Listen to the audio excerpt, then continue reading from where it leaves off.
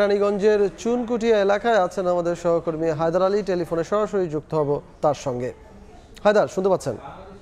অদূরে কেরানীগঞ্জে চুনকুটিয়ায় আজ দুপুর 2টার দিকে রূপালী ব্যাংকের পিএলসি চুনকুটিয়া শাখা, সেই শাখার কয়েকজন ডাকাত প্রবেশ করে। আমরা খবর শুনেছিলাম, আমরা আপত্তি হতে এসে জানিয়ে দিচ্ছিলাম। তো এরপরে যখন 2টার দিকে কয়েকজন ডাকাত সদস্য এই ব্যাংকেতে ঢুকে, এরপর এখানকার স্থানীয়রা মূলত প্রথম বিষয়টি টের পায়। মূলত এখানকার একজন দোকানদার হাবিব, কয়েকজন মালিক হাবিবের সাথে কথা বলছেন। তিনি জানিয়েছিলেন যে যখন 2টার দিকে এখানে 3জন ডাকাত সদস্য এই ব্যাংকেতে প্রবেশ করে, এরপর এখানকার এই রূপালী ব্যাংকের সেকেন্ড ম্যানেজার বাবু মূলত তাকে শুরু করে তিনি তখন ব্যাংকটির লকারে ছিলেন, লকার রুমে ছিলেন, সেখান থেকে তাকে ফোন করে জানান যে তাদের ব্যাংকে ডাকাত ঢুকেছে, তারা যেন কিছু করে। সেই দোকানদার মূলত প্রথম যিনি হাজির হয়েছেন হাবিব, তিনি তার স্থানীয় পরিচিতদের নিয়ে মূলত প্রথমে একেবারে 2টার কিছু সময় পরে ব্যাংকের যে মূল ফটক, ব্যাংকটি মূলত দুতলায়, তো নিচতলায় যে মূল ফটক, সেই ফটকটিতে তালা দিয়ে দেয়। এরপরে বিষয়টি তারা আশপাশের সব দোকানদারকে জানিয়ে তারা এখানে জড়ো হয় এবং পরবর্তীতে এখানকার স্থানীয় যে মসজিদ, সেই মসজিদের মাইকেও ঘোষণা করা হয়। যখন মাইকে ঘোষণা করা হয় তখন কিন্তু এখানে স্থানীয়দের বাড়তি একটি উপচে পড়া ভিড় আসলে লক্ষ্য করা যায়। পরবর্তীতে প্রথম স্থানীয় থানা পুলিশ, কেরানীগঞ্জ দক্ষিণ থানা পুলিশ এখানে হাজির হয়। পরবর্তীতে র্যাব আসে, বিকেল 4টার দিকে এখানে সেনাবাহিনীর বিপুল সংখ্যক সদস্যরা আসে।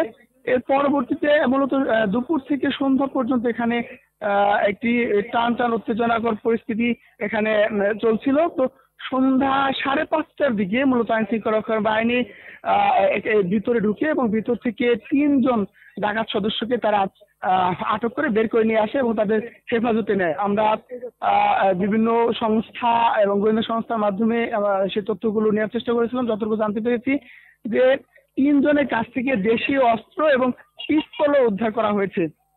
তবে তাদের নাম, বয়স বা তাদের ঠিকানা এখন পর্যন্ত জানা যায়নি।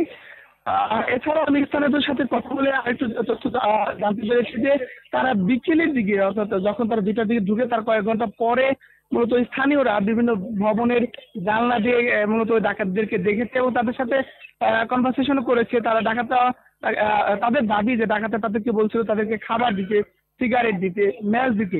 তারা কিছু খাবারও দিয়েছে, সিগারেটও দিয়েছে, কিন্তু এখানে নিরাপত্তার সাথে ম্যাচ দেয়নি। এর পরবর্তীতে পুলিশ এসে মূলত এবং সেনাবাহিনী র্যাব এসে এখানের পরিস্থিতি স্বাভাবিক করার জন্য স্থানীয়দের সরিয়ে দেয় এবং তারা জায়গাটি নিয়ন্ত্রণ নেয়। এরপরও আমরা দেখেছি যে এই দুই পাশেই মূলত এটি ঢাকার খুব কাছে, ঢাকা মাওয়া রোডের হচ্ছে চুনকুটিয়া এলাকায় এই রূপালী ব্যাংক পিএলসিটা, সেখানে স্থানীয় এখানে কিন্তু ঘনবসতির একটি জায়গা। তো এই এলাকাতে এরকম ঘটনা এর আগে তারা কখনো দেখেনি, এটি তাদের প্রথম দেখা। এবং এই ঘটনার জন্য তারা কিন্তু নিরাপত্তা নিয়ে সন্দিগ্ধ যে এরকম একটি ঘনবসতি পূর্ণ এবং এখান দিয়ে দিনটা 24 ঘন্টায় মানুষের যাতায়াত, গাড়ি, যানবাহন, এরকম একটি জায়গাতে দ্বিতীয় বেলাতে ডাকাতি হওয়া তাদের জন্য নিরাপত্তা ঝুঁকি মনে করছে। তো এই ছিল চুনকুটিয়ায় যে রূপালী ব্যাংক পিএলসি শাখায় ডাকাতদের তৎপরতা, সেখান থেকে আটক করে নিয়ে যাওয়া হয় 3জনকে। এই ছিল আমাদের সবশেষ। কেরানীগঞ্জের চুনকুটিয়া এলাকা থেকে টেলিফোনে সরাসরি আমাদের সঙ্গে যুক্ত হয়েছিলেন সহকর্মী হায়দার আলী।